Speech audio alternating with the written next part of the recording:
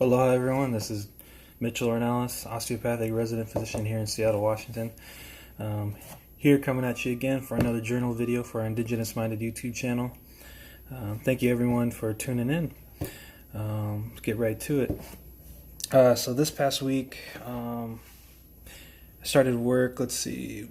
I think I kind of left off with my last Golden Weekend, and I went back to a day shift on Labor Day.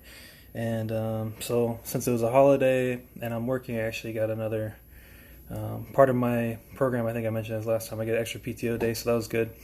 That day kind of operated like a weekend day, so I was handling a little bit more patients, and it was kind of like a weekend where the weekend flow is a little bit different than during the week when you have a lot more services. And I think that was a pretty good day. I don't think there was anything that really stood out. Then I also had day shifts on Tuesday and Wednesday and Thursday. And I believe there's nothing really I'm thinking that really sticks out for me on those shifts. Just feeling like I'm getting a better flow at this hospital now that I've been here more than a few weeks at Seattle Children's. The big thing for me is just recognizing like urgency and when I can do certain things on my own, when I need to ask for help, and how comfortable I feel with things. Just working with the nursing staff, knowing, seeing what they're used to seeing and what their comfortability is, and it's really good for me to kind of balance that. I think this week I had like some urgent type cases. One of my patients required a rapid response, and they weren't breathing so well, so we were rounding, and one of my nurses paged me to come over, and I came and saw the patient, and the patient was had an interesting genetic condition that made it difficult for them to breathe already. And then I was able to kind of really pay attention to how their increased work of breathing, they end up using more of their belly. They had a lot more involvement of like their ribs, and just to get like a normal breath, they're requiring blow-by oxygen just to help keep their saturations up, oxygen saturations up.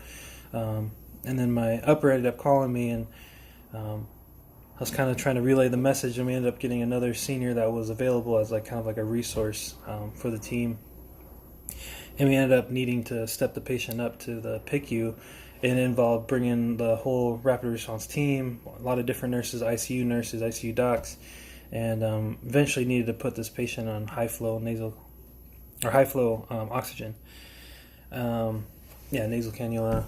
And so it was kind of interesting, and there's each hospital and each floor is a little different how they operate and what they're willing to handle. Because we were initiating high flow oxygen, they needed to escalate to the ICU. If they were already on high flow and are stabilized and were coming down, that's something like I think we can manage on the floor. But just me being a part of that, being able to kind of present the patient quickly to other docs, and utilizing my seniors was important. It was a good learning moment for me. I saw a lot of the suctioning that can happen, like nasal gastric suctioning and oral suctioning to help with breathing with our young patients. So that was good to see. The patient ended up doing pretty well. Just last night, so I had day shift Thursday, then Friday, Saturday, Sunday, Monday, I'm on night shift now. So I just had my first night shift last night, and that was interesting. So it was kind of like when I got off work Thursday, I had like pretty much a full day in between until I started Friday night. And so I was able to do some laundry, do little things, try to take advantage of time in between, and try to stay up all Thursday night as long as I could. And I was only able to make it about 3:30 because night shift usually works, at least at Children's, at 6 p.m. till the next day about 6:30, 7 o'clock when you sign out to the day team. So I tried to stay up as long as I could, try to switch over my sleeping schedule as best I can. During the day here, I'm able to pull the shades down, but it's trying to make sure you don't drink caffeine too late and being able to hopefully get some extra sleep in as much as you can. Thursday night I stayed up as long as I could, and then Friday woke up kind of decent amount of sleep, not that much sleep, and then I did some stuff, came back, took another nap, took like a couple naps to try to add up to at least like 6 or so.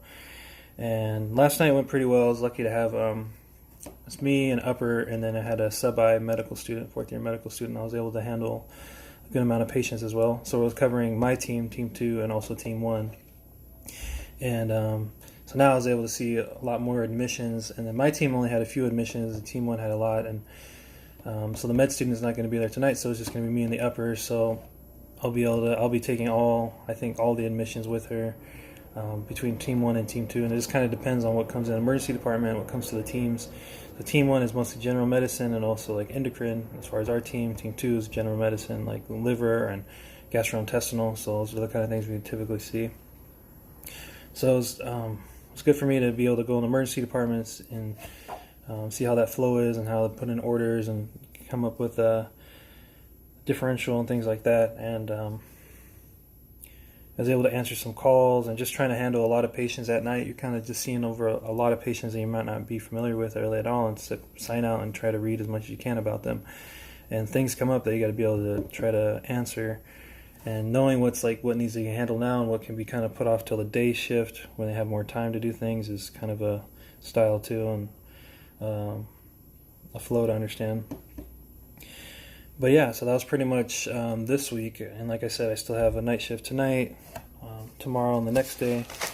And then I'll have a post-call day Tuesday, meaning I'll have like that day off to switch back into day shifts. And then I'll have a day off like later next week. So it's kind of like and then we're getting close to being towards the end of this rotation. But I feel like I'm able to take in a lot more and understanding the care of like our pediatric patients, and it's been a good experience. Trying to learn as much as I can, just lots to learn. And I think that's pretty much it. I think that's all I wanted to really cover. I think just finding balance with your life. I try to live a pretty simple life, but I try to be there available for my family. There's a lot of things that I'm trying to be there for, like a significant other, and trying to help like my family, my mother, trying to get her to move over here.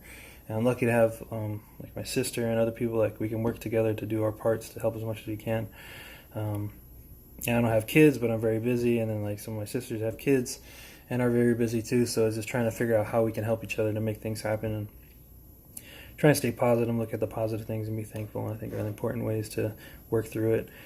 And oh yeah, one cool thing, I guess, at the hospitals they have like midnight breakfast, so that's kind of cool. I was able to order something right when you got there, and then it starts like 1 a.m. and they'll have it like ready if you order it, and have like coffee or whatever. So because the cafe closes at like 7:30 at night, so that's like one thing that's still available for like night shifts. So yeah, so that's pretty much it. Just want to say thank you again, everyone. Keep it mission minded, keep it indigenous minded. All right, aloha.